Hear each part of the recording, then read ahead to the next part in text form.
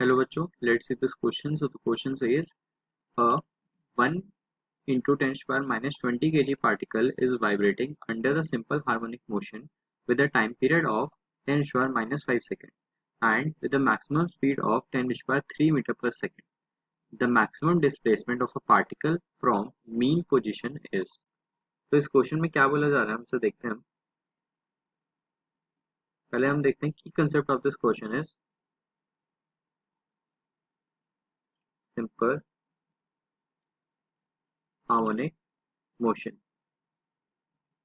इस क्वेश्चन में हमें मास दिया है पार्टिकल का कितना 10 स्क्वायर माइनस 20 kg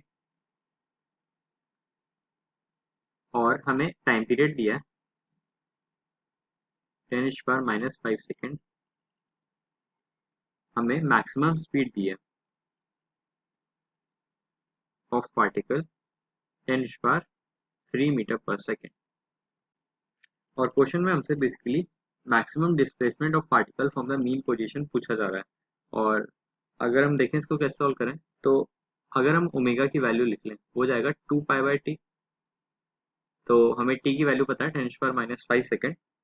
तो यहाँ से अगर हम ओमेगा निकाल लें तो हो जाएगा 2 पाई इंटू 10 स्क्वायर 5, मतलब 2 पाई की वैल्यू 6.28 होती है इंटू 10 स्क्वायर 5 रेडियन पर सेकेंड, इसकी एसआई यूनिट होती है। तो यहाँ से हमारी ओमेगा की वैल्यू आ गई। और जैसे कि हमें पता है जो मैक्सिमम स्पीड होती है मतलब v, अगर हम v को मैक्सिमम स्पीड मान लें तो जो उसका जो v का फॉर्मूला होता है a omega, where a is the maximum displacement of the particle from the mean position। और हमसे यही क्वेश्चन में पूछा जा रहा है और इसी को हम क्या कहते हैं एम्पलीट्यूड। तो देखते हैं a की वैल्यू यहाँ से आ जाएगी v अपॉन ओमेगा।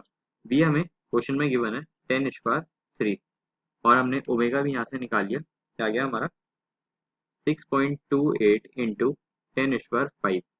तो अगर हम इसको ऊपर लेके जाएंगे तो आ जाएगा 0.159 into 10 square minus 2 metre.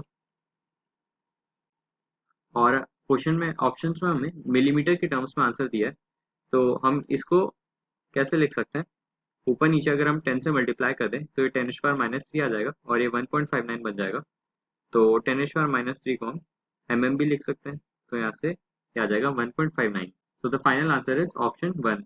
Hope you understood it well. Best of luck.